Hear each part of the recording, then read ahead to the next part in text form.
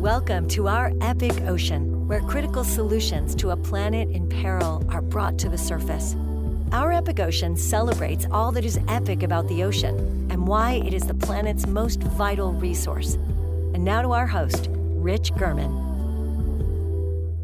My guest today has lived one of the most unique, fascinating lives imaginable, rich with contrast and undeniable life-altering experiences. He was born to legendary jazz musician Hugh Masekela, known as the father of South African jazz, who also became a leading international voice against apartheid. As a little kid, Sal, now known as Salema, hung out in smoky clubs with the likes of Miles Davis, and at 15 went on tour with Paul Simon. His mother, divorced from his dad, was from Haiti, and his very strict stepdad was Puerto Rican. Both were devout Jehovah's Witnesses. He grew up in the cultural melting pot of New York City, surrounded by music royalty, including the likes of Harry Belafonte, Miriam Makeba, John Coltrane, Thelonious Monk, and Charles Mingus, before his family transplanted full-time to Carlsbad, California, where an immense love for surfing, snowboarding, and skateboarding was born. He's a musician, an athlete, a TV personality who's made his mark on MTV and ESPN. He worked at Transworld Skate Publications and became the longtime face of the X Games, being featured on Nat Geo, NBC, the Olympics, the World Cup, and HBO. He currently runs a foundation that supports children, hosts a podcast, published the book AfroSurf, and finds himself channeling the spirit and love of his father as he plays a central role in the effort to create racial equality on both the water and on land. At the end of the day, he is a spirited, peaceful warrior who fully embodies the healing potential of the ocean. Like any stoked surfer, he's always in search of the perfect wave. Selema, welcome to our epic ocean. It's a true honor and privilege to have you on the show. Thank you very much, man. Happy Tuesday, I believe it is today, to you. I believe it is a Tuesday. How you doing, man? How's life? Man, life's good, you know. I just got back from Jackson Hole, Wyoming, and Telluride, Colorado, which was awesome. Scored some snow. I missed this last swell though, so there was it was. If I ever wanted to just like split myself in two bodies, last week definitely was that I just had to stop looking at my phone because it was like, oh, every place is going half off your mind and it's perfect. On the mountain and half is on the ocean. Yeah, but I mean, if that's the biggest thing that I'm complaining about, things are pretty good. It's a pretty legit first world problem. Yeah, man. So let's dive in. I want to focus on the world that we find ourselves living in today, and obviously the work that you are doing, the need for higher levels of consciousness in terms of how we treat each other, ourselves, and the planet. And I've been saying for a long time that we're living in an all-hands-on-deck moment in time, and that the future of our species lies in the balance on so many levels. I want to start, though, with your backstory, one, because it's ridiculously interesting, but also I think a little history will help us understand your early influences and perhaps give us insight into who you are becoming and the legacy that you are creating. Your upbringing is so unique, and the contrast that is your life has seemingly molded you into someone, from what I can tell, that is committed to love, purpose, growth, and expansion. And I want to start with perhaps your greatest influence, of course, your father, a political exile activist and very talented musician. Can you tell us about your dad? Yeah, man. My dad was the coolest. My father, his name was Hugh Masekela, and he was an incredible musician, activist, storyteller, someone who fought for the downtrodden, the people, as he used to say, the people who were catching hell in the world. Those were the people who were the most important to him. He was a political exile of South Africa's apartheid regime. So he had to flee South Africa essentially for his life in 1959 or so, when he was 19 years old. And he made his way to New York City through the benevolence of an incredible artist by the name of Harry Belafonte, who got him into the Manhattan School of Music, and found his way. Imagine that time, late 50s, early 60s, and your peers are, Dizzy Gillespie and Miles Davis and Coltrane, and this bebop era of jazz is starting to weave into and find new frequencies in the civil rights movement of the time. And so my father sort of meshed, his traditional music from his upbringing in South Africa, mixed in with the jazz of the time, and really sort of birthed a very worldly sort of birth of world beat type of music. And he used that sound that he created to storytell what his homeland was like, what he was missing, what it sounded like, what it tasted like, its traditions, and what people were missing out on because of apartheid. And it was a very, very bold choice for a young black South African who's, had never even seen snow before and landed in New York City to snow.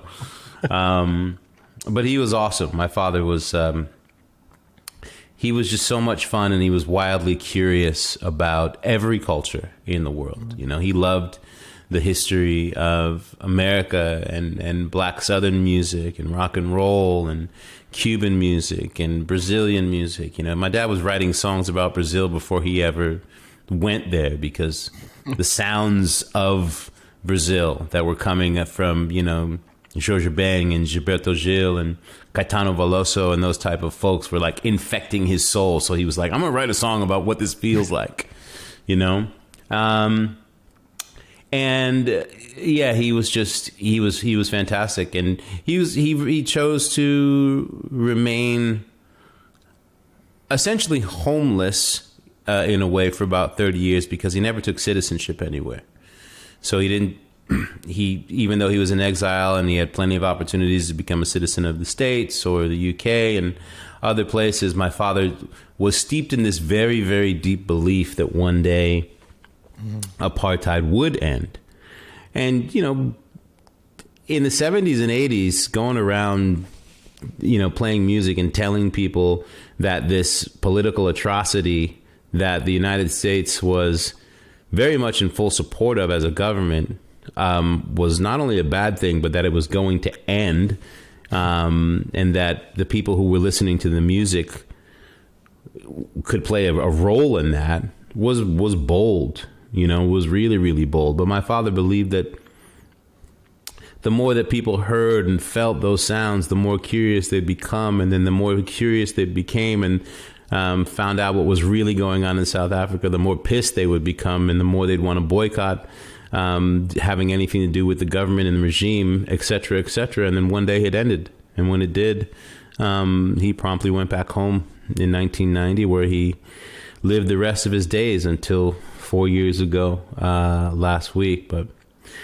my dad was a blast, man. He was really, really funny. He was wildly curious. He was my best friend, and he was really my greatest sort of advocate and supporter when it came to taking my passions for surfing especially, and being like, are you going to just be like a bum on the sidelines, or are you going to find a way in this thing so that you can live your life wrapped around what you love?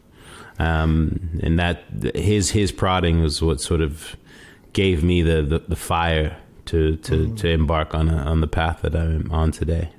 That's incredible. So it sounds like he encouraged you not only to embody the passion that you love so much, the love for the ocean and the mountains, but also to try to make a difference, right? Like sounds like he felt that music could literally change the world. Am I right? My father was a firm believer that music could change the world. Music and food were the two things that he just was like, no one's ever going to fight about those things because they make us feel so good. And he loved the both of them equally. But he saw my dad. Listen, my dad wanted me to be a musician, and I do play music, and I am a musician today. But as a teenager, I was, you reach that point where like, I don't want to do that. I want to stick it to my dad. And it was also hard being the son of a prolific, internationally known, like, living legend of music. And then you better be good on your own. People were like, oh, you must be a phenom. And like, actually, I'm not. I haven't put in nowhere near the work. And I wasn't really interested in putting in the work that my father did. I loved music, but the idea of like finding my voice in it, I wasn't confident. I was highly intimidated by it. So I just kind of danced around the edges of it and didn't find my voice in music until I was in my like my voice to share with the world until my late 30s. Yeah. But yeah, my dad believed, I don't know if my dad thought that I would make a difference in the oceans, but my dad knew that my dad knew me well enough that if I applied myself, I'd find a way to make it in the surfing world and be able to do what I loved. Exactly. Now let's go back to you being a little kid. You were hanging out in jazz clubs at probably a very, some would say, inappropriate age. 5 years old. That's pretty young. 5, 6 years old. You could find me on the weekends with my dad, 3 in the morning, shutting it down with pops. That was my trip to the park to learn to play ball. Yeah. That other kids were having with their fathers. I was in the club with my dad. Wow. Like I said, you grew up with an entirely different reality than most people. And yeah, these days, child services for sure. Oh yeah, for sure. So you meet Miles Davis, and you mentioned that a minute ago. And for me, that would be the equivalent of meeting Jimi Hendrix. What was that like, not only to meet Miles, but just to be in that scene as a little kid? It was all about like how cool you were and not trying to be cool.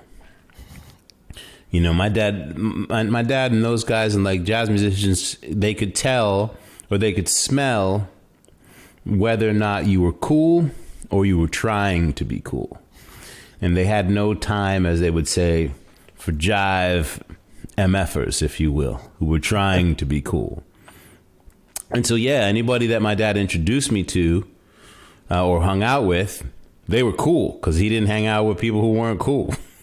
So, that's how it was when I met Miles. So, like, here's this dude in these dark glasses and a raspy voice, and him and my dad are talking shit to each other, but that's their language of affection.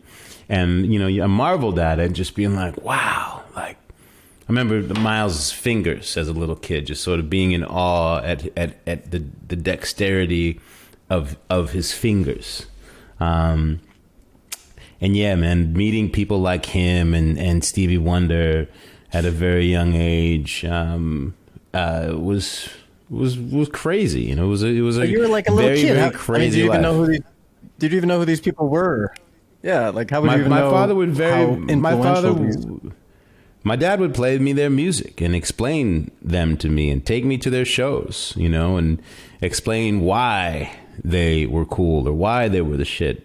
And a lot of times they'd be sharing billing at these clubs like the Village Gate or McKell's or the Blue Note that I would go to. I was going there, throughout my formative years. That was the culture that I was taking in. When I spent time with my father. Okay, so obviously you spent time with your father, and then you also have a mother and a stepfather, which sounds like that was an entirely different reality altogether. Tell us a little bit about that. Yeah, night and day. My home life was, it wasn't even another planet, it was another solar system. My stepfather was a devout Jehovah's Witness. And my mom as a result. And so I went to church with them, to 5 meetings a week, and I was knocking on doors on Saturdays, asking people if they wanted to live forever, and having to prepare biblical talks to learn how to speak in front of a live audience at church. And yeah, it was a very, very different life. It was very strict. It was very much about the opposite of what my life with my dad was, not being worldly or of the world. And so I think my stepfather's mindset, based on the ideals that he believed in, was like, allow the kid to go and spend time with his father, and then as soon as he comes home, like, do everything he can to like deprogram him of what he was experiencing. Undo, wow. Which is noble, but they had no chance. As a kid, it's just like you're soaking these things in, and they're permeating you. And for me, it was waking up the things inside of me that were passed down to me. So my stepfather had a very unenviable task in that way.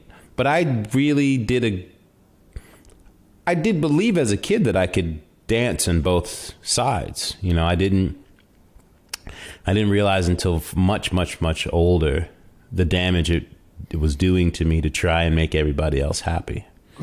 So I was one way with my dad, and then I had another life. And it was a very strict existence in my home with my growing up in this very sort of theocratic family, and the consequences were very real for disobeying the biblical laws that were the rule of my house. And so it came with very, very firm punishment, sometimes very overtly physical, other times, being deprived of things. And, you grow up with this mindset of like to almost this God that you're being taught to worship that you're actually just in fear of displeasing. The whole thing is, based in rooted in fear. But you don't know that until I didn't know that until I was much, much older. 100%. And that kind of leads to a story that I want to hear. Let's fast forward to you at 15. You have your almost famous moment getting to go on tour with Paul Simon. How did that come about? And, based on what you just said about your mom and your stepfather being so strict, how did your mom allow you to go on that tour? Yeah, my mom, my stepfather was the most strict one, and my mother was like middle of the road. Like my mom was a bit of a hippie and into alternative medicine, a naturopath way before it was cool and hip like it is today. So people really thought my mom was crazy in general, and then in the church they really thought she was nuts. They thought she was a witch.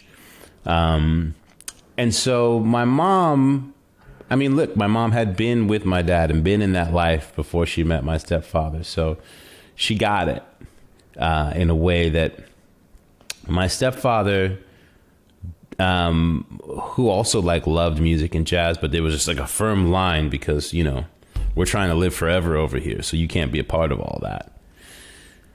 But when I went to go see my dad, I hadn't seen my dad for like 4 or 5 years, when he had decided to go and figure out if he could live in Africa. Since he couldn't live in South Africa, he just wanted to have his feet on the continent. It'd been, 15, 20 years since he'd been home, and he just was exhausted with being this sort of this African without a home. So he went to live in Botswana and Zimbabwe and Liberia and Nigeria and different places. And he was making great music with all of those different musicians in those areas. And, but I didn't see him, and those were interesting years, that the 10 to 14, 15 years that I was very much under the yoke of my stepdad. So my father had gotten on tour with Paul Simon. My dad had made it possible for Paul Simon to go to South Africa to make the Graceland album. But my father couldn't go. But he connected him with all the musicians and helped him essentially get there and like record underground, which was nuts. If you've ever seen the Paul Simon Graceland documentary, I highly recommend it. And in turn, you know, Paul was like, not only are you coming on tour with me, but you're going to have like a equal billing. You know, you're going to have a lead billing on this tour with me, because without you, this album's not possible. And we went to go see him at, they were doing a few nights at Radio City. And I hadn't seen my dad in years, so I'm super excited. And then now you're just blown away by this show with Ladysmith Black Mambazo and Miriam Makeba and my father and Paul and what they had put together was just, it was nuts. You know, we were supposed to stay like one night. We ended up staying for like 3 nights. And Paul had a son about my age that I'd become friends with. And at a certain point, Paul Simon walks up to me and says, you know, you need to spend more time with your dad. I can see how happy you are getting to be with him. You should come on tour with us. And I just like, I laughed. I was like, that's funny, Paul, but there's no way that's going to happen. And he said, no, man, I take my son Harper with me. And my dad was also a wild man. You know, the idea of, like, it was one thing to let me go, you know, on the road with him for a couple of weeks or for a weekend, but like for a few months I'm in school. Like, none of that's possible. And he said, let me talk to your mother. And my mom was a huge Paul Simon fan. And I remember standing off to the side as he's having this conversation with my mom and seeing her sort of slowly nodding. Paul, my dad had told Paul that he was crazy. He said, there's no way, man, never going to happen. But sure enough, man, Paul Simon's smooth like that. And persuaded my mom that it was a good idea. And my mom went home, and I'll never forget the vocal knockdown, drag out between my mother and my stepfather over me going. I could hear the impassioned back and forth, and it was a fight for the ages, not physical but verbal. And then things got real quiet, and my stepfather walked into my room, and he just looked defeated and said, I hear this is what you want to do, so go. And he was just like, it was more like a disgusted go. And I just couldn't believe my mom. I was just like, you are some sort of a superhero. And yeah, long story short, man, thus began the 3 most important months, I think, of my life in my formative life, for sure. That changed everything. You know, I got to go on that tour through the States, but the most important part is that it was in Australia.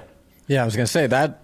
In my understanding of you, going to Australia was the big game changer, not only being on the tour, but this is where you discovered surfing, correct? Yeah, I discovered surfing on tour, on the Graceland tour with Paul Simon. Wow.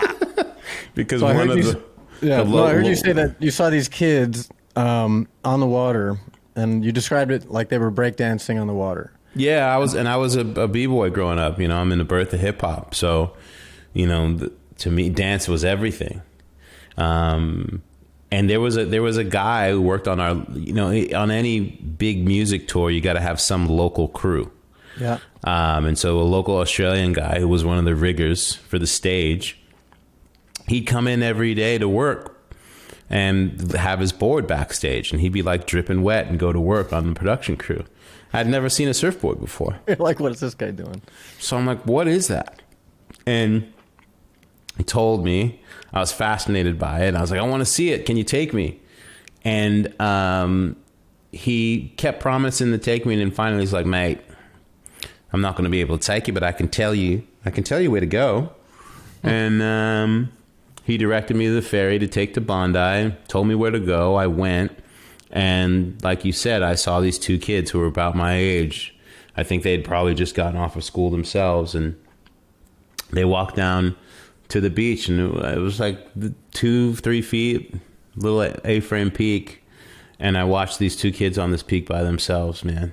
And I must have sat there for an hour, and I was just mesmerized, completely mesmerized, fascinated. I can close my eyes now and look back and see them dancing and see that personal flair and style, and the rhythm of the thing. And I thought to myself in that moment, I don't know when or how or where, but if I ever get a chance to do this thing, I'm going to do that.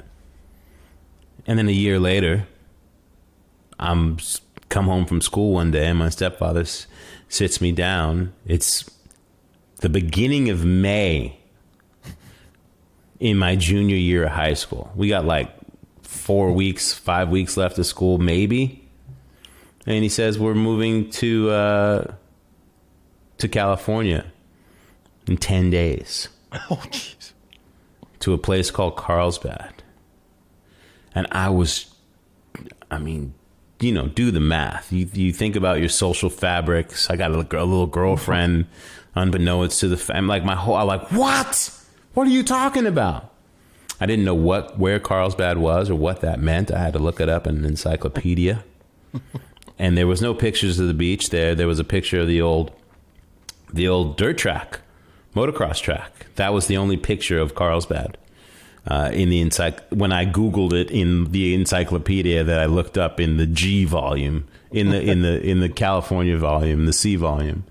And yeah, man, we drove cross country to Carlsbad, and it was such a crazy 5 days, just contemplating your existence and depressed, and stopping at payphones to call my high school sweetheart and just cry. And getting to California, waking up, getting to Carlsbad at night, not knowing where we were, and then waking up that morning, early May, right? Walk out the front door, look up, palm trees, take a deep breath. That's different. I've never smelled that before. And then slowly pan right and see that you're on top of a hill, and about 2 miles away, there she is, glistening, dancing in the sunlight, the ocean. I'm not thinking about surfing. That's, I'm angry that I am where I am. But in that brief moment, as we're unloading the U-Haul and looking out there is a glimpse of possibility of I don't know what. And then, as the universe would have it, not only did I land in a place where they do the thing, I landed in the place where they do the thing, and where the culture of my high school and surfing and skateboarding was more important than football or basketball or track or any of the things that they gave you jackets for with a letter and pins on it, which just blew my mind. So you're growing up in New York City. You have every race, every color, everything. And then your mom and stepdad decided to just move you on 10 days notice to Southern California, North County, San Diego, Carlsbad, in the middle of high school, last thing any kid wants to do. But the good news is this is where you began to surf, snowboard, and skate. So tell us that story of the first wave you ever caught, and really the feeling that you had when it was like that moment in Australia, right, became your reality. Yeah, I mean, to the first part of your question, I moved to a school where nobody looked like me. And I had never, no one looked like me. And it was like walking onto the set of like a Hughes movie, like you know what I mean? Like a Hollywood, that like kind of cheese Hollywood idea of what 80s California looked like, except you're actually in it. And girls are wearing tube tops and jean cutoffs, and guys have got these crazy long waterfall haircuts and surf t-shirts, and they're wearing flip-flops to school, and they're speaking in a very strange dialect that you've never heard before. And it's an open campus, and people are driving to school in like cabriolets and pickup trucks, and I'm like, what? Where am I? It's a whole different kind of cool from New York City. Yeah. That's a perfect way to put it, man. It was a different kind of cool, Rich. And I met these kids.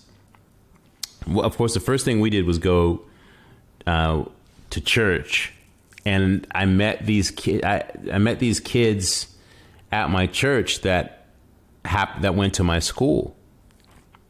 And one of them had seen me, I guess, at school. And he's like, "Hey, you're that new kid from school." And his name was Justin. And we started talking. And anyway, the next day, he's like, "Come to lunch with us." I was like, "What do you mean, come to lunch with you?" He's like, we can go to lunch, leave school? Yeah. We so pack into his Subaru wagon. I sat literally in the hatchback behind the seats because I was the new guy. We went to a place called Carl's Jr. that I'd never heard of. And then they drove down to the beach. And we pulled into the parking lot at Tamarack, and they pulled into a slot looking at the beach. And at the time, I didn't really know why we were there. And then I'm watching and see guys start to catch waves, and these guys start talking about it, and they're just like, "Yeah, and that wave and this and that," and they're speaking this different language. But I, in that moment, was like, "Wait, what?" And I was like, "I know this. I saw this. I was at Bondi Beach last year in Australia, and I saw this. I know this." These kids were like, "What? You were at Bondi?" Like, what? You were at Bondi? No way. And then I explained to them how I was there. And now they're just like, "Who are you? That's impossible." And I explained how, like, yeah, I saw it. And when I saw it, I wanted to do it. And I was like, "I want to do that." And they're like, "Really?" I said, "Yeah, I want to do that." And that Justin was like, "Be at my house Saturday, 7:30 a.m. And because they went to my church, my stepdad was okay with it. If it had been some other kid from school, they wouldn't have been down. But because these kids went to my church, it was all right. They were good associations, so to speak. And so that was the hook. And sure enough, I went there. They had a board for me and wetsuits. Justin had like 1 million boards at his house. His parents had money. They lived like a block from the beach. And yeah, man, that changed my life. I put the wetsuit on backwards and came out of the bathroom, and everyone was like laughing at me because I'd never worn anything else with a zipper butt in front of you. So the idea that it would be behind you made no sense to me. And they all fell to the ground laughing, and that was the icebreaker. And then I went in, changed out of this green and yellow Lanty wetsuit that was a size too small for me for sure, and went down to the beach, and they gave me a little lesson. And I was on a short board. I think the board was like a 510 Wave Tools. Oh, God. Richie Collins model. It's like double wing swallow. It was Justin's older brother's board. And that's what they gave me the quick, pop-up lesson. And they're like, "You're not going to make it out there." So, and the waves were big. It was like 4 to 6 foot. It was like a proper swell. But I did make it out. I was like super diligent. Like I was getting rolled, and my legs were all splayed out wide like any other first day kook. But I wasn't intimidated by getting worked. Like it didn't really, kind of didn't faze me. I just relaxed. I grew up at the pool at my building. We used to play all sorts of crazy. In my buildings growing up in New York, we used to play like crazy games where you just had to swim across the water and not get pulled up by the other kids. And you'd almost drown all the time. So I knew how to not panic. And I took that into consideration. And then there was a break between sets. And sure enough, look who's like, and they just all look and they're like, what are you, how did you get out here? I was like, I don't know, man. I'm trying to sit up on the thing. And then a set comes. And I'll never forget that. I'd never seen the horizon go black before in the ocean. I'd never seen, I'd seen on the East Coast, I'd seen waves that in the Cape that broke on the shore, like shore break, but I'd never seen I'd never been in the ocean with waves. And the first time that you see like a legitimate wave coming towards you, it is so, I mean, it still remains awe-inspiring to this day, right? Like your heart starts to go as a set's coming, and you're trying to read the ocean and be in the right place in time and navigate the crowd and all these things that have to come together. And then you got to catch the damn thing. And that's with knowledge and experience. But with no knowledge, no experience, it's just like, what's happening? And I'm like, what do I do? And I just like, paddle, turn paddle. I just turned and I listened. I'm good at taking instructions. So I just paddle, head down, just as hard as I can. And that, I'll never forget that feeling, that initial feeling of weightlessness. Like when the wave first picks you up, and there's that period before you start to descend down the face, and you don't know the feeling. So you're like, it's this weightlessness, and then whoosh, right? This just beautiful rush as on your belly, you're getting shot down the face. This is the most foreign experience and power ever.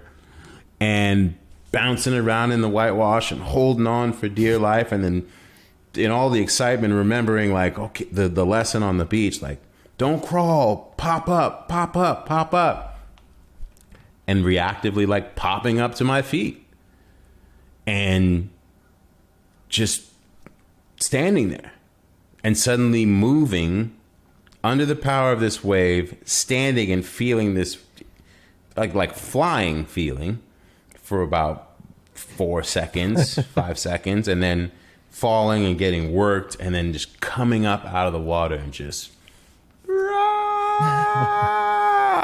mean, I'll never forget, man. I just was screaming. If someone had heard it, they would have thought that I was hurt or or something. I was just screaming at the top of my lungs. And I've talked about it recently.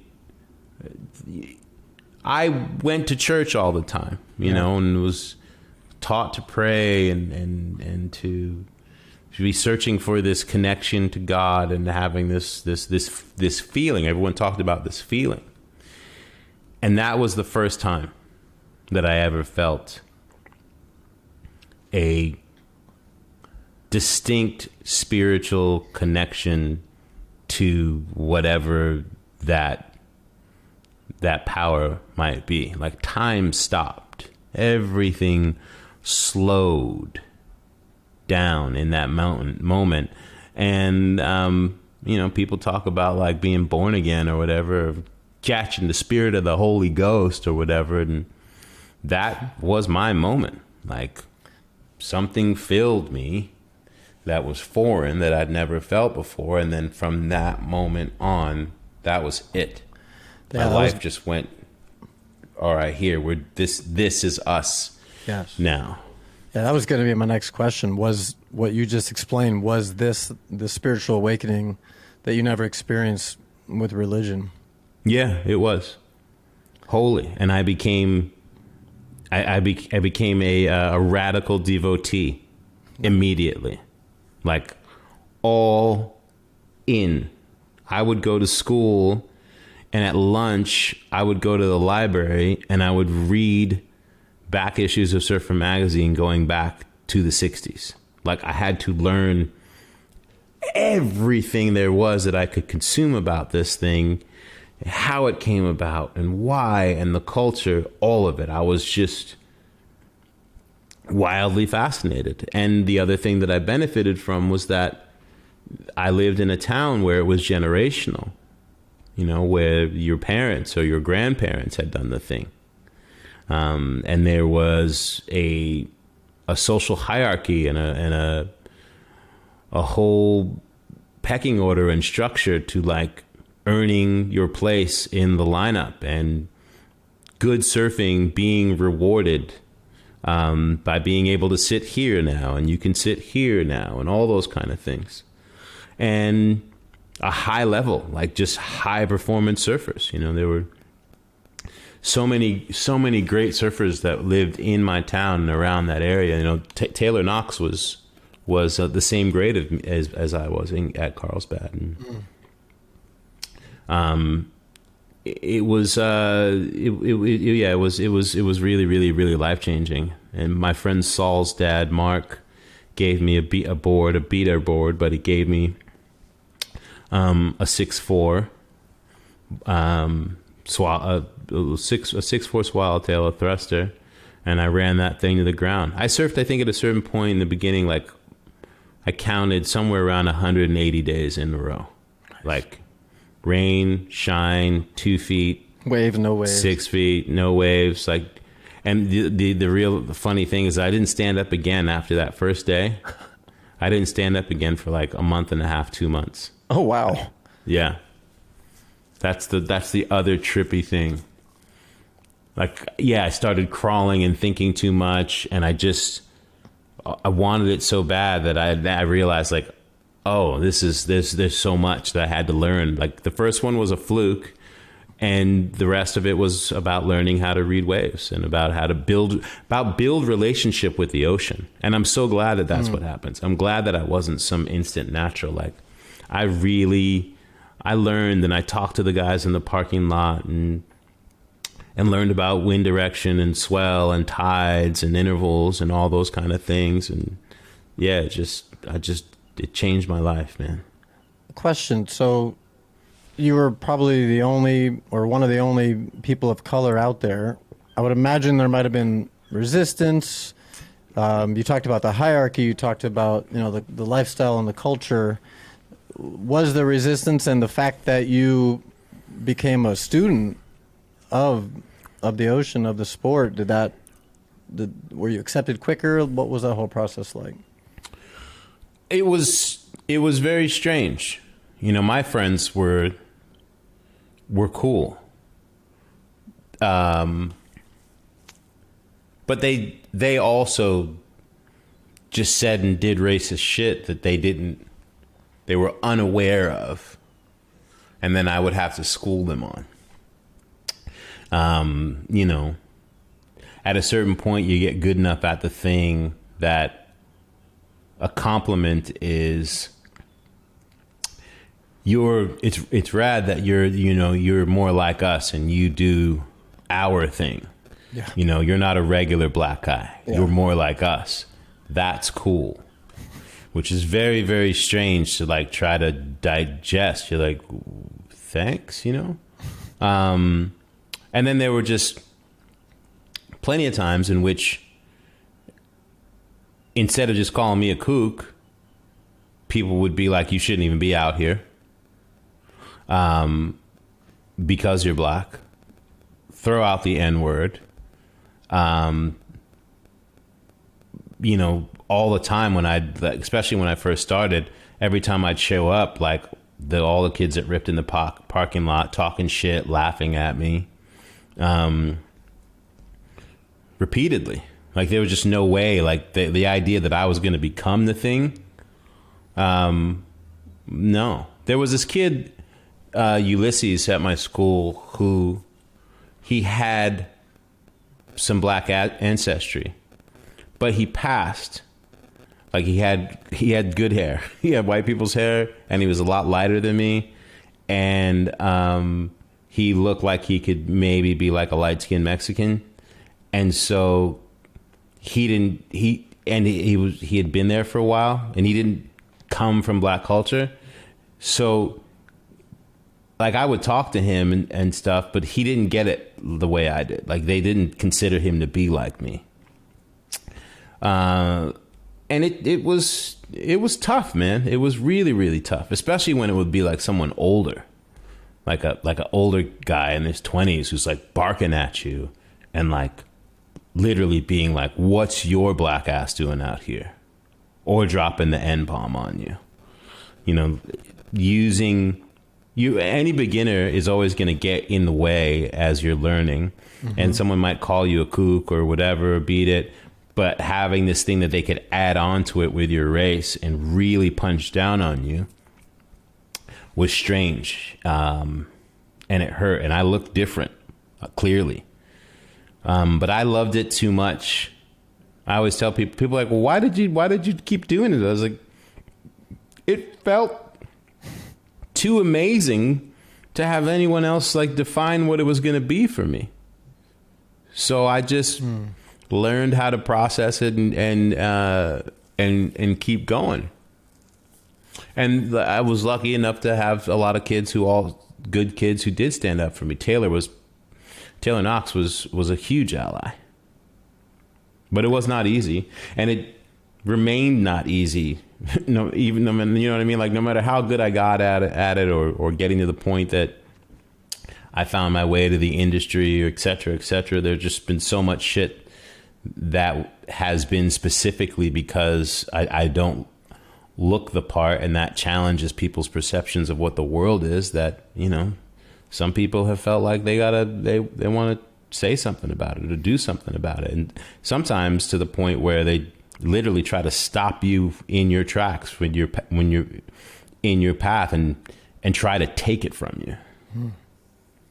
Yeah, and sadly, these racial incidents are still happening. Let's talk about Bruce's Beach. Can you tell us the history there, and then fast forward to the incidents that occurred just in the last couple of years? Yeah, I mean, you know, you mentioned it earlier, like, you know, me working at a surf shop, and then the owners of the surf shop being concerned that I was bad for business because I didn't fit the image of a surf shop, because I was the only person who looked like me there, even though I was killing it. And so them just thinking it was okay to like tell the managers to let me go, to fire me because it's bad for business, and them having to make something up in order to let me go. Tell me that it's slow and you're last guy hired, first let go, but, you know, we'll bring you back someday. And then their conscience is bothering them enough to finally tell me like, hey, we fired you because they made us. And if you want to do something about it, let us know. But we couldn't carry this on our conscience anymore. Any of normal people would just be like, why would you keep doing this thing? You know? And that one really broke me, but it lit a fire underneath me. And to your point, like, yeah, that shit continues to happen. Bruce's Beach, Manhattan Beach, right? There's this family, the Bruce family. They were a black family that built a very successful business community there in what is now Manhattan Beach. And black families came there and felt great and were living a beach lifestyle. And local people just were incensed at seeing black people thriving and flourishing and enjoying the outdoors in a relationship with the ocean and thriving in the same way that they were. So they did everything that they could to harass and vandalize their businesses and etc. until finally the city was just like, yeah, y'all got to leave. And just uprooted them from a community they had built relationship with and took their businesses and took their land from them because they didn't belong. And, you know, that's the city, the ancestors of the Bruce family have been fighting this fight for a very, very long time. And finally, in the last year, in the wake of George Floyd, the city of Los Angeles said, hey, fuck, you know what? This is wrong. We got to figure out some restitution here. And now the family's finally going to be compensated, and they're figuring out a plan to give that land back to them. But when an area like Manhattan Beach, which is 99% white and less than 1% black, operates as it has for black or brown, less than 1% black or brown, for 100 years, well, yeah, of course, you're going to look around and think like, well, those people live over there in that part of Los Angeles and don't do what we do because they can't. They don't have the ability to do what we do. They don't have the desire. It's not a part of their culture. Yeah, because it literally was like fucking taken from them. And they were told, like, you can't do that. And that was happening up and down the coasts of America. I tell people all the time, I'm like, I know it's heartbreaking to hear, but like the outdoors, in the wake of the end of segregation, the outdoors became the last bastion of safety for segregation to continue to exist and persist. It was literally built as like a safe place for white people to go and not have to deal with black and brown people. That's the mountain and hiking and trails and the ocean where, you know, the police would bring in dogs to attack black people that would conduct wade-ins where groups of black people would go and stand in the ocean or stand on white beaches and be like, fuck this, we're not going to take this anymore. And then people would call the police and the police would come in with dogs and beat them and drag them off the beaches. Or pour, you know, bleach in local pools that were suddenly integrated because of the atrocity at the idea that their children might be dirtied by swimming in the same pools as these savages. And then people wonder why, like, certain ends of our culture look one way and one way only, and then want to get angry that we're like, yeah, we'd like that to not be that way anymore. And also, here's the receipts for why this has happened. Yeah. And people feeling threatened now. We're like, now you're going to take something away from me. And no, no one's taking. By the way, it's not yours. So there's nothing that can be taken away from you. But you are going to have to share and be open to the idea of looking around at a landscape and seeing people that look different from you and not having the ability to paddle up to them and tell them that they need to leave.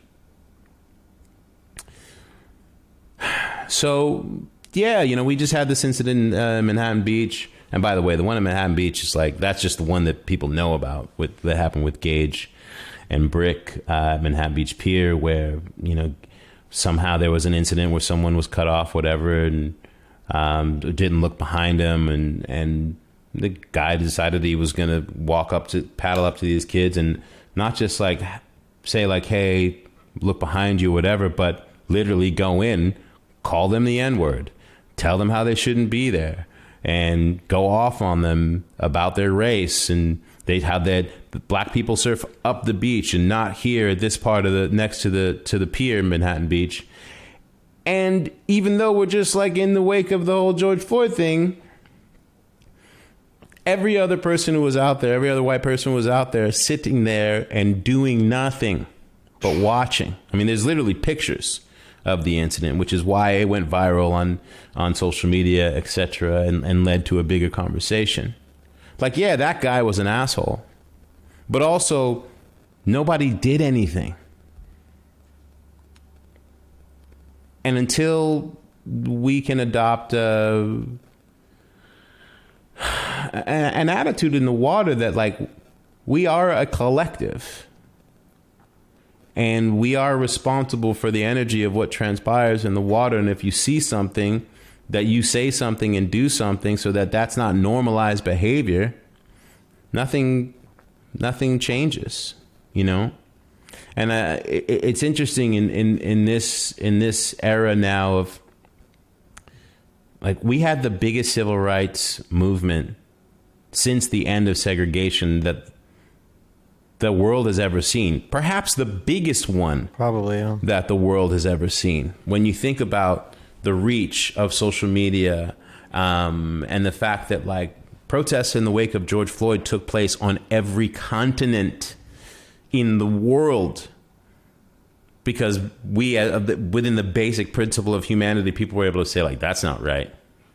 And if that's what's happening and that's the one that we caught on camera, then like we should be changing things. And it opened up a much larger conversation about how we got to a place where a policeman could feel okay with being filmed for 9 minutes and think nothing was going to happen to him. And like the other story, people stood there and watched. Yeah. But like in the wake of that, as people suddenly started to be like, hey, I got some questions, or I realized maybe my education that I paid for was not that strong because clearly there's some shit that I didn't learn about this country. Instead of us being like, all right, cool, this is how we're going to move forward, a sector of this country decided to double down and be like, this is dangerous. We got to figure out how to put a stop to this. You know, all that stuff that you were caused to feel and learn about this country and its past that made you feel bad, that's bad. And if you feel bad, imagine how your kids feel. Do you want your kids to feel like how you felt at the end of the summer of the end of 2020? I don't think so. So how about we make it so that your kids don't have to learn about any of that, so they don't have to feel that guilt? Or they don't have to course correct or be a part of change or have to feel any sense of responsibility, not even guilt, but any sense of like, oh, I want to make sure that that doesn't happen again. And we have ourselves where we are today, right? Where we have states that are taking it back to the 50s and banning books as if that's going to do something. But banning books and banning teachers having the ability to have the discussions in classrooms and exchange and debate and have kids like formulate their opinion based on what they learn and want to learn more, because that might upset the balance. That might actually cause progress. And it's been brilliant, the manner in which they've like enacted this sort of counter strike. And what it did is it for a certain sector of people who were curious, their curiosity wore off, and then they start hearing this enough, CRT, it's racist, and they're actually racist against you. And that curiosity and that little bit of empathy that they were willing to almost have is suddenly like, yeah, no, that's bad. And yeah, like it's bad that those things might have happened, but we don't need to talk about it. If we just stop talking about these things, they'll go away. So let's just not talk about it. Could you imagine if Germany was like, instead of like reminding people of the atrocities of what took place with the millions of people who lost their lives because of religion or bloodline, they were just like, we'll just never talk. If we just never talk about it, then it'll never happen again. And that's where America finds itself in this very interesting tipping point. And I think that I'm always blown away by people in the surfing community who get so upset to be like, well, surfing's for everybody, bro. And if that you think that you're going to you bring that stuff here, you're bringing that stuff here. Listen, I believe just as much as anyone that the ocean is the most healing place on this earth and gives us life. But if you think that the ocean is so powerful that it neutralizes all of the shit that we all live and have within us when we step into it, that it's suddenly some utopia, I invite you to go sit in a lineup at Lowers or Topanga or any other place, and then let me know whether or not people just cease to be horrible human beings just because they surf. Just because they're in salt water. Yeah. I shared a video on our YouTube channel of you in Encinitas, June 2020.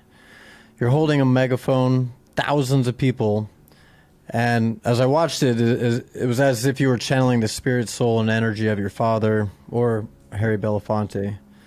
How did this come about, and were you wanting to take on this role, this leadership role, this activist role, or was it really just accidental? It was very much accidental. I had no desire. I think like any black person in America, June, July of 2020, you just wake up every day and you're just trying to figure out how to exist. Yeah. You know, everyone I think forgets that it wasn't just the George Floyd incident, but before that it was Ahmaud Arbery, and it was Breonna Taylor, and it was, you know, the bird watcher in Central Park, and the woman who's threatened to call the police on him and said she was being attacked only because the person was black. Said, "Hey, could you put your dog on a leash? You're fucking up the bird watching."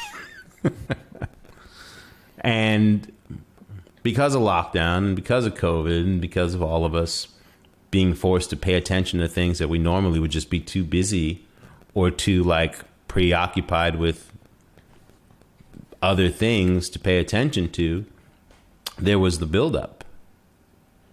And people were forced to pay attention. And then, you know, once George Floyd happened, it was just between that and the weight of COVID, it was just like, fuck all of it.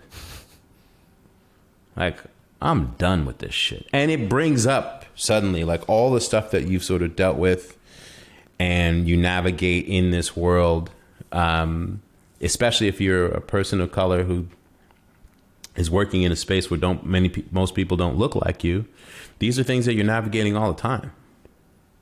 And yeah, just as a citizen, as a citizen and as a person, I was angry and saddened, and I couldn't. Being quiet was going to be bad for my health. Like that, suppressing, speaking on things was going to have an effect on my being. Like your emotional well-being. Yeah, my emotional well-being, my mental health. And so I started speaking. And it wasn't like, it's not like I haven't been talking about these things for a long time. I have been for years within this industry. Okay. But suddenly, people couldn't ignore it, right? Because we're in the midst of a larger conversation. And the women that do this incredible organization called Textured Waves, this collective called Textured Waves, which is a group of incredible black women, storytelling, surfing through the perspective of black women, which you never see. I had never seen, and I had gotten to know them, and that they had just seeing their page and seeing the stories that they were telling. I just was like, whoa, this is amazing. It filled me with so much joy, you know, to see them showing a beautiful other side that people didn't know could exist within this space. They invited me to come down to Encinitas. Danielle Lyons invited me to come down to Encinitas, and she said, we're doing a paddle out for George Floyd, and we're doing it at Encinitas, and that's where you're from. I think it would mean a lot if you were there.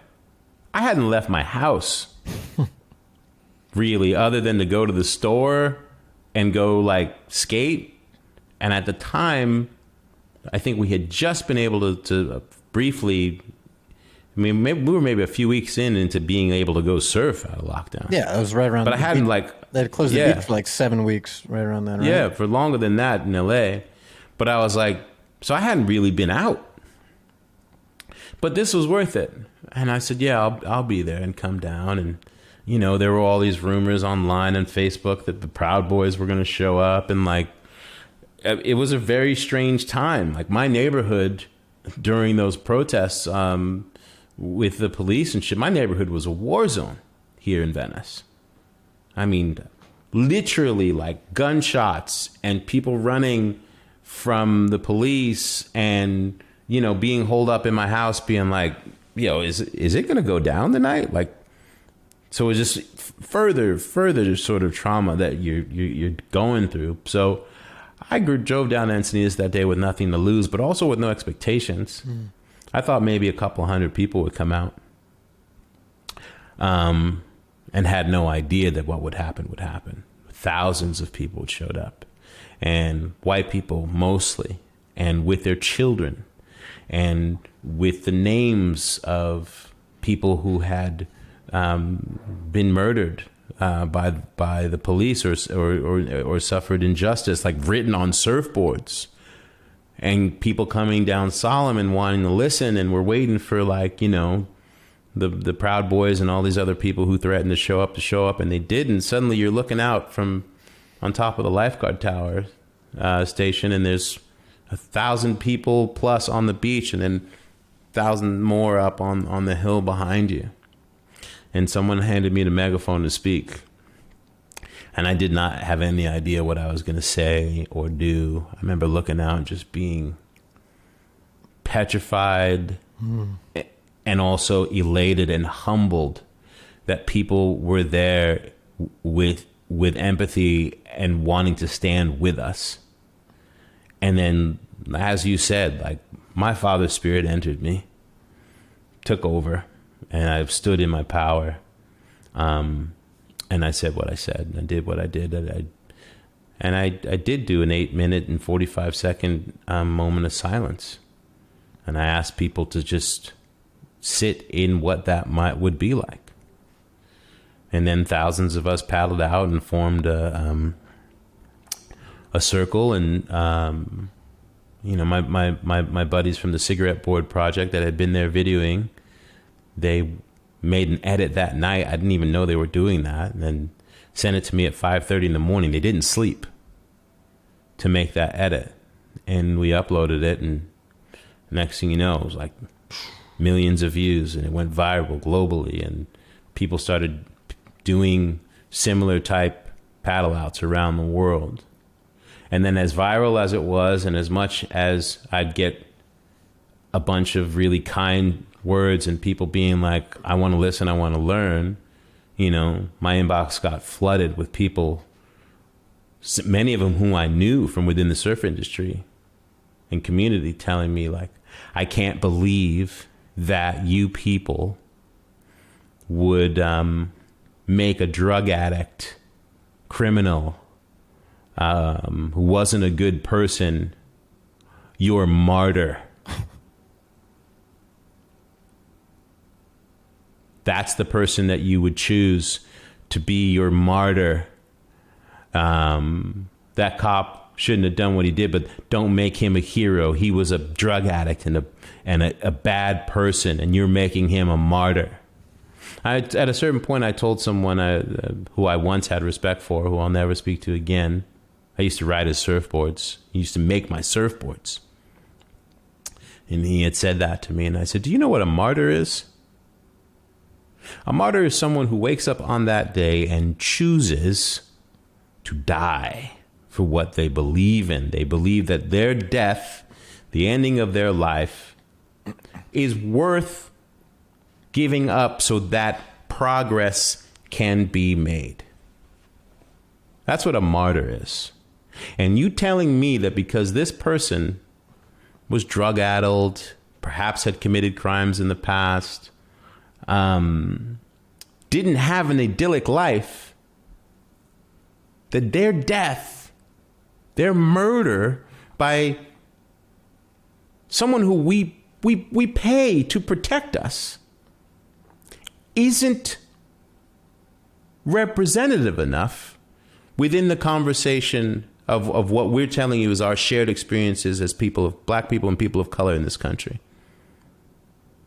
So you're like, no, you need to wait until it's somebody who's living a life that I approve of before you people get out and want to start protesting the fact that, like, this country refuses to acknowledge its race problem because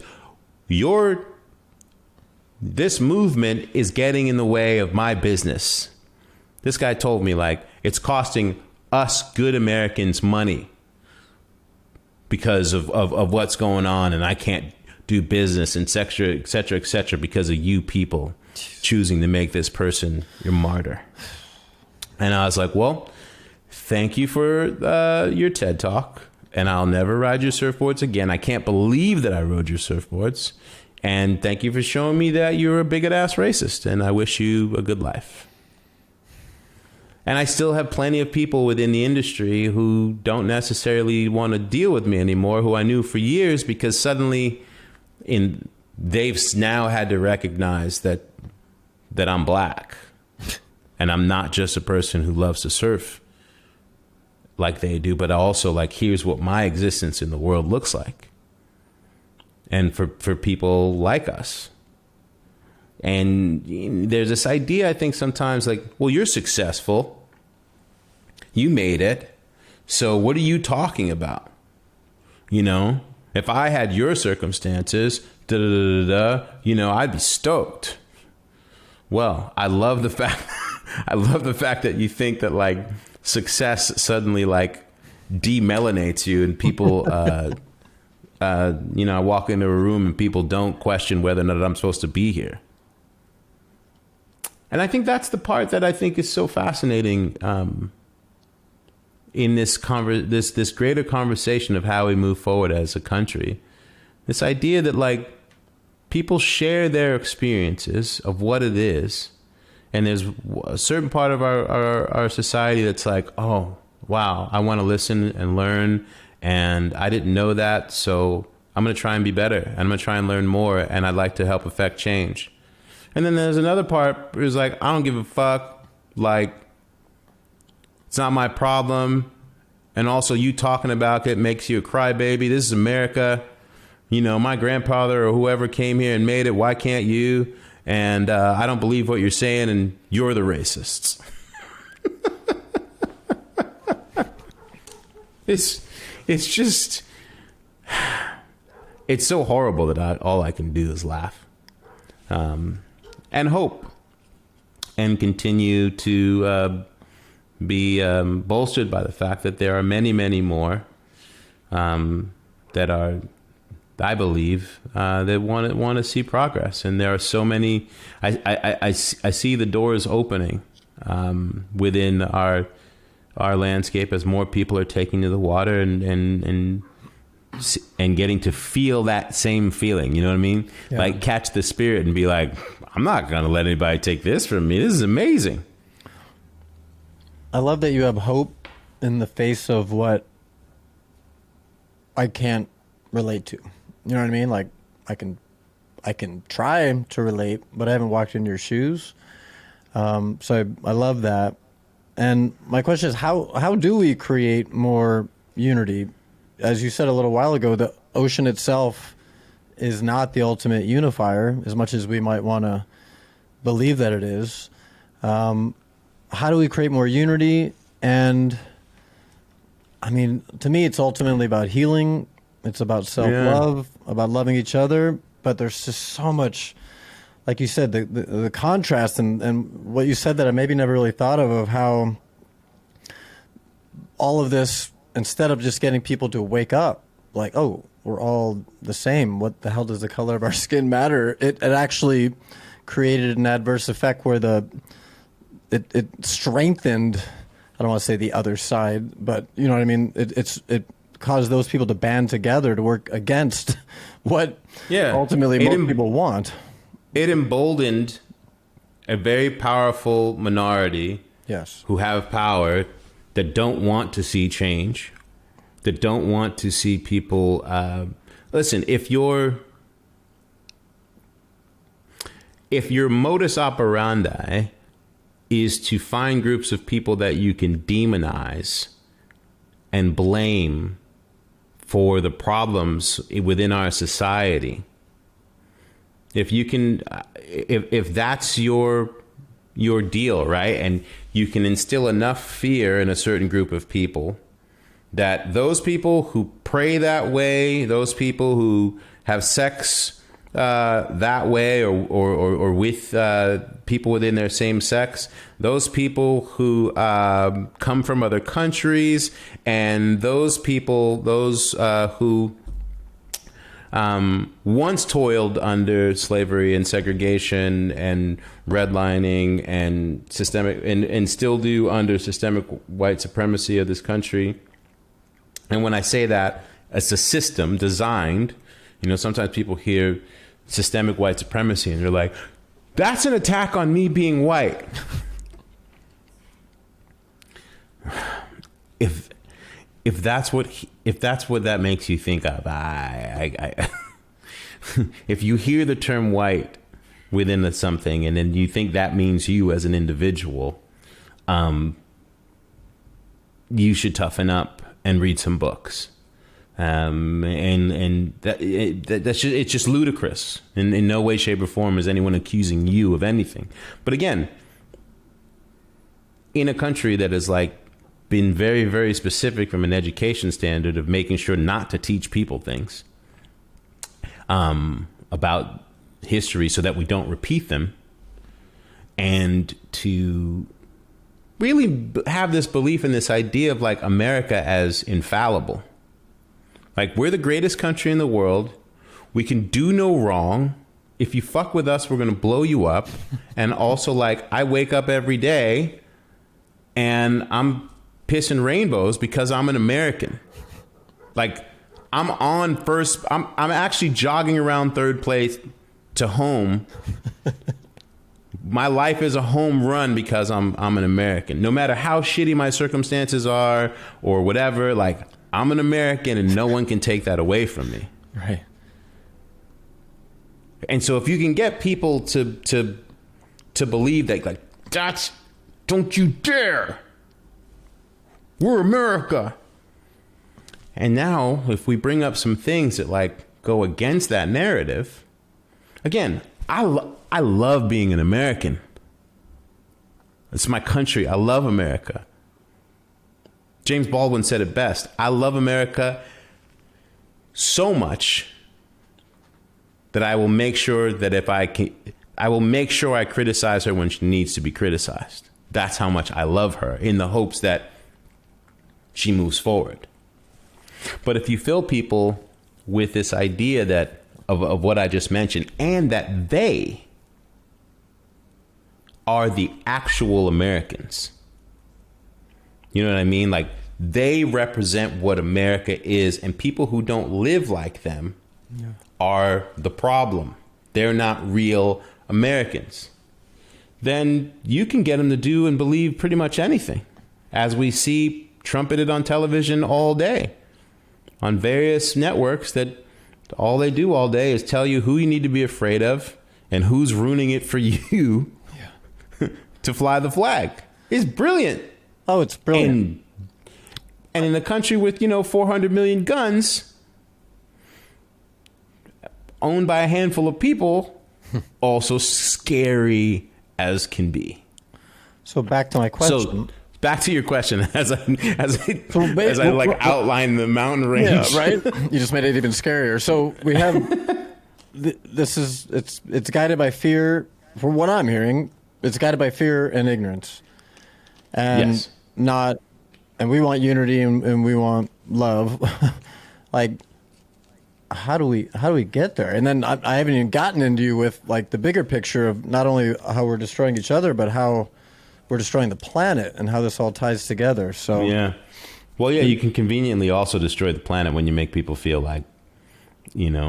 whatever America needs to survive, to thrive, not survive, but to thrive and be great, we can have. And all of you, tree huggers, soft people, need to get out of the way. Yeah. I mean,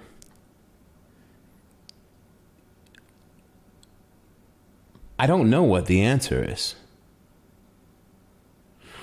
I know that people as individuals can listen. Rich, I never thought in a million years that the word empathy would be turned against people as a bad thing. The idea that I should listen to you, to Rich, about what your life experiences are and your story that I might not know about where you came from.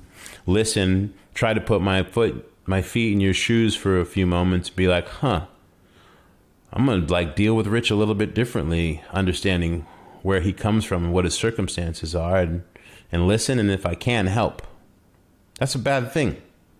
Yeah. Because, now we've convinced people that the only people you need to be worried about is yourself. And this idea of like considering how your actions might affect someone else is weak and un-American. I don't have to worry about anyone else. That's my God-given right as an American to be worried about myself. Do whatever I want. So that's crazy. The idea that, again, like having nuanced discussion about our history in the idea of moving forward is like, I would encourage people to read books. I would encourage people to learn about the people that they're told to be afraid of. To learn about them, to learn about their history, to learn about their whys, about who they actually are, what their journey is like in this country, as opposed to the things that you're told to be afraid of. I would encourage people to look at our prison system and then the massive imbalance of it and the business that it is, and understand like, that's interesting that those people only make up 14% of the country, but they inhabit the jails at what? 70%? And it's not just because that they're bad, they're inherently bad people or criminals, but there's some design to it. And somebody's making a lot of money off of that? A lot of people are making a lot of money off of it. Yeah. I would encourage people to be open to learn. Like you asked me at the beginning of this conversation, what was my father like? The thing that I love about my father the most, outside of the incredible music and things that he made, is that he was addicted to learning about other human beings.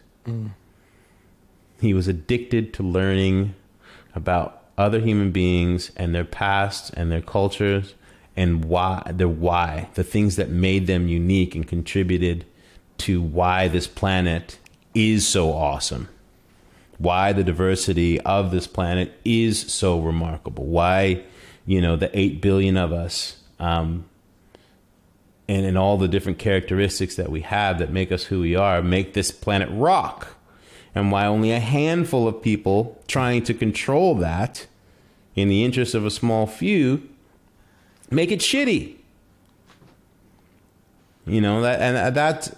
Be the one thing that I think that I can say. Be curious. Be relentlessly curious. Want to learn more about other people and how they live, and don't be afraid of people. If you can identify someone else walking down the street, and by what they're wearing, or how they're acting, it appears that they, might practice a religion that you've been told is the bane of our country's existence, or God forbid they're walking with someone who's of the same gender of them and in love, that person their very existence is of harm to you. And you should steer clear from them, and you should also have hatred for their existence. A ludicrous idea that makes no sense at all, but if you tell enough people enough times and they don't have any texture or ability to engage with those kind of people, they can adopt that and believe that and have a righteous indignance in their heart that that's the truth. So, we made it so that if you drive through a neighborhood that's different from yours and less than, and that neighborhood has people in it that all look a certain way, there must be something wrong with them that's how they live, because no one else caused that or had anything to do with it. And that you should feel better about yourself as a result. Unless people get curious about, really, really personally curious within and to learn and then affect those around them and have larger conversations with those around them, those that they can affect, we're not going anywhere. And at some point, at some point, the gears grind to a halt, and it gets weird. Yeah, I think it's already weird. I love this concept of relentless curiosity. I want to do this. There's a bunch of topics I didn't even get to because I talk too much. So I'm going to propose because you talk too much. No, you went on. I wanted to let you go. I knew you were going to do that, but I love the topics that we hit. That being said, there's a bunch that I want to get to. We didn't get to talk about AfroSurf. We didn't talk about your whole background of how you with MTV and ESPN and X Games and all that, the Olympics that you just were at, the last Summer Olympics. So I'm going to propose, or your podcast. We'll didn't get to talk about our buddy Ryan Harris. Yeah, we'll do a round 2 of Selema. We didn't get to talk about Stoked. Ryan's going to be mad that we didn't bring him up until the very end. Yeah, Ryan's going to be like, what? You didn't pump Earth Technologies. We'll do that. We'll do that properly. But I want to take it full circle because you kind of started going there a minute ago, and you mentioned this at the beginning. Your father passed away. Was it 2017 or 18? 2018, January 23rd, 2018. So your father passed away, and I think this is a good kind of closing point, at least for episode 1, Selema. What perspective did you gain from that loss? And beyond the channeling of him on that beach in Encinitas, how does he continue to influence you on a daily basis?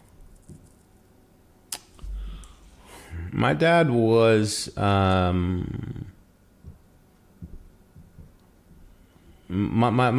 father was someone who I just thought of as immortal. Like can't die. My dad was 77 years old and playing 100 shows a year still, and still doing every dance move that he could do 40 years ago, and dropping down into full squats and, running circles around me in his travels around the world and doing it with joy. I just would marvel and be like, what are you built of? So I was just like, oh, you're going to be here till like 100 plus and probably blowing that horn into your 90s. And then unchecked prostate cancer knocks on the door, and you watch this immortal superhero whittle down into less than 100 pounds. And it broke me to watch cancer break him. I watched my father turn. You read a book like Tuesdays with Morrie, and you think like, wow, like maybe you'll get this opportunity to have this like beautiful learning exchange in the midst of watching someone walk towards their transition. And my dad was like, ain't gonna be no Tuesdays with Morrie here. I'm pissed. Can't believe this thing fucking got me. And so my dad, he chose to deal with that part of it by himself. We weren't going to talk about the actual thing in the room that was happening.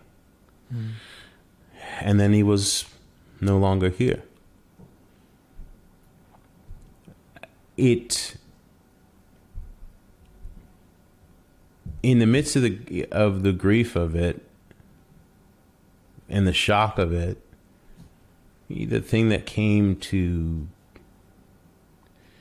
became the most visible to me was that we're all racing towards the same stop sign. Every single one of us. That is the inevitable. No matter how much money you have, no matter how righteous you think you are, none of it. We're all racing towards the same stop sign. How do you want to get there? And how would you like to make other human beings feel along the way? That was the most just biggest light beam that came from that.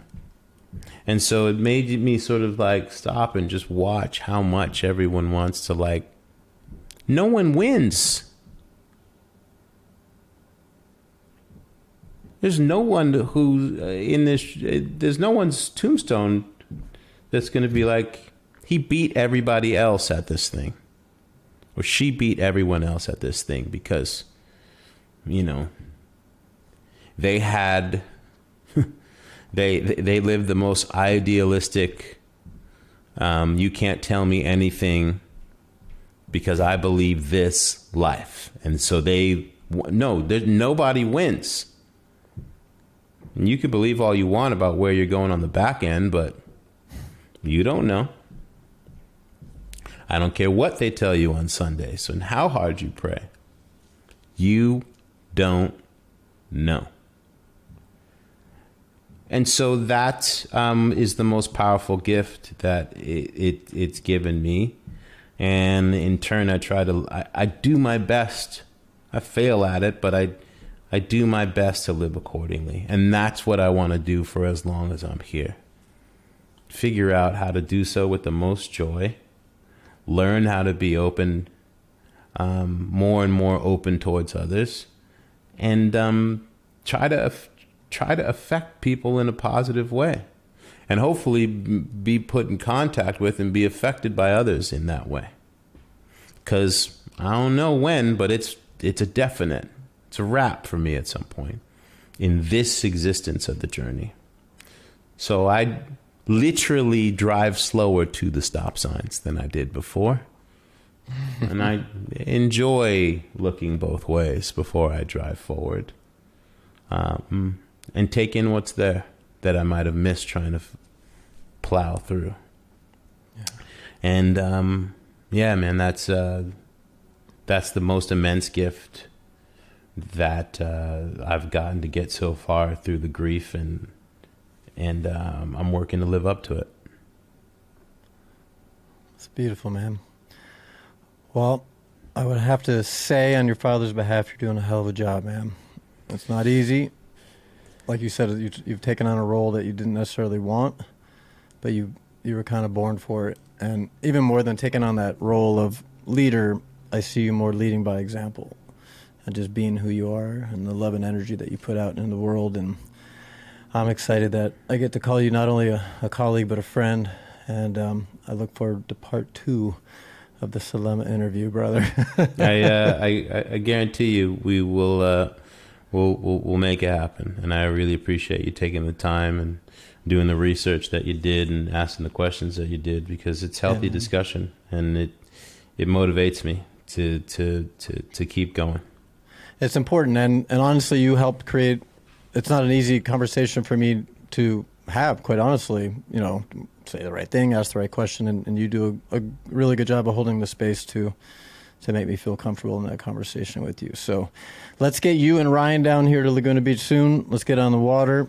And yeah, I haven't surfed Brook Street in a long time, but when it gets good, it's worth the fracas. Let's get you down there. Salema, Right I appreciate you. That's our show, everybody. We'll do a part 2 of Selema sometime real soon. All right. Thank you, To be continued, man. Thank you. Peace out. Love you, man.